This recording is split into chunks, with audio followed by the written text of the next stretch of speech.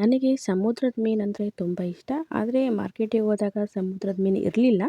ಇಲ್ಲಿ ನಮ್ಮ ಮನೆಯವ್ರು ಮೀನು ತಂದರು. ಇದು ಯಾವ ಮೀನು ಅಂತ ನನಗೆ ಗೊತ್ತಿಲ್ಲ. ಗೊತ್ತಿದ್ದವರು ಕಾಮೆಂಟ್ ಮೂಲಕ ನನಗೆ ತಿಳಿಸಿ. ಅಂದರೆ ಹೊಳೆ ಮೀನೋ ಕೆರೆ ಮೀನೋ ಗೊತ್ತಿಲ್ಲ ನನಗೆ. ನೋಡಿ ಈ ರೀತಿಯಾಗಿ ಇತ್ತು. ಯಾವ ಮೀನು ಅಂತ ಗೊತ್ತಿದ್ದರೆ ದಯವಿಟ್ಟು ನನಗೆ ಕಾಮೆಂಟ್ ಮೂಲಕ ತಿಳಿಸಿ. ಅಂದರೆ ಸಮುದ್ರದ ಮೀನಂತೂ ಅಲ್ಲ ಇದು. ಯಾಕಂದರೆ ಸಿಹಿ ನೀರಿನ ಒಂದು ಮೀನಿದು. ನಂತರ ಇದನ್ನು ಫ್ರೈ ಮಾಡೋದು ನಿಮಗೆ ತೋರಿಸ್ತೀನಿ ಹೇಗೆ ಮಾಡೋದು ಅಂತ ನೋಡಿ. ಫಸ್ಟು ನಾವು ಹೇಗೆ ಮೀನು ಫ್ರೈ ಮಾಡ್ತೀವೋ ಸೇಮು ಅರಿಶಿನ ಪುಡಿ, ಖಾರದ ಪುಡಿ ಹಾಗೂ ಸ್ವಲ್ಪ ಉಪ್ಪು ಹಾಗೂ ಸ್ವಲ್ಪ ಇಲ್ಲಿ ಹುಣಸೆಹಣ್ಣಿನ ರಸ ಇಷ್ಟನ್ನು ಹಾಕ್ಕೊಂಡು ಮಿಕ್ಸ್ ಮಾಡ್ಕೊಳ್ತಾ ಇದ್ದೀನಿ. ಕೆಲವೊಬ್ರು ಇದಕ್ಕೆ ಕಾರ್ನ್‌ಫ್ಲವರ್ ಕೂಡ ಹಾಕ್ತಾರೆ. ನಾನು ಕೆಲವೊಮ್ಮೆ ಹಾಕ್ತೀನಿ. ಇವಾಗೇನು ಹಾಕ್ತಾಯಿಲ್ಲ. ನೋಡಿ ಈ ಮಿಶ್ರಣನ ಈಗ ಮಿಕ್ಸ್ ಮಾಡಿದ್ಮೇಲೆ ಒಂದೊಂದೇ ಮೀನಿಗೆ ಈ ರೀತಿಯಾಗಿ ನಾನು ಹಚ್ತಾ ಇದ್ದೀನಿ. ತುಂಬಾ ಚೆನ್ನಾಗಿತ್ತು ಮೀನು ಕೂಡ ಇದಕ್ಕೆ.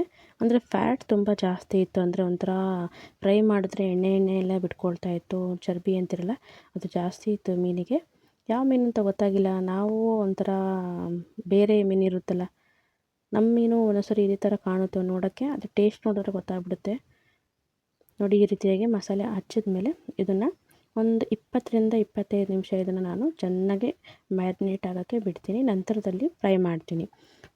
ನೋಡಿ ಈ ರೀತಿ ಎಲ್ಲ ಹಚ್ಚಿದ್ಮೇಲೆ ನಂತರದಲ್ಲಿ ಒಂದು 20 ನಿಮಿಷ ಆಗಿದೆ ನೋಡಿ. ಇವಾಗ ಇದನ್ನು ರವಾ ಫ್ರೈ ಮಾಡೋಣ ನಾವು.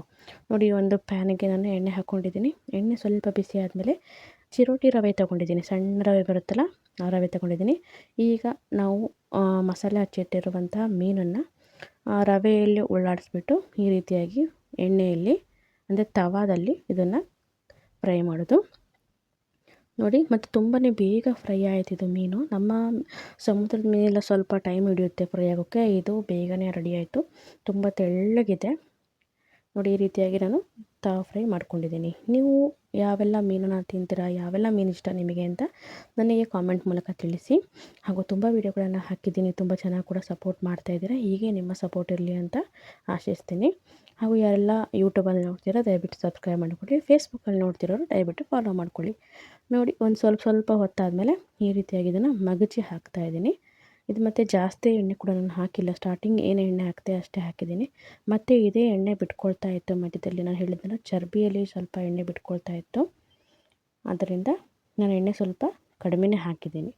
ನೋಡಿ ಈ ರೀತಿಯಾಗಿ ತಿರ್ಗಾ ಮುರ್ಗಾ ಮಗ್ಚಿ ನಮಗೆ ರುಚಿಯಾದ ಮೀನಿನ ಫ್ರೈ ರೆಡಿಯಾಗಿದೆ. ನೀವು ಕೂಡ ಈ ರೀತಿಯಾಗಿ ಮಾಡ್ಕೊಳ್ಳಿ ಅಂತ ಹೇಳ್ತಾ, ಮಾಡಿದ್ದೀರಾ ನೀವು ಈ ರೀತಿಯಾಗಿ?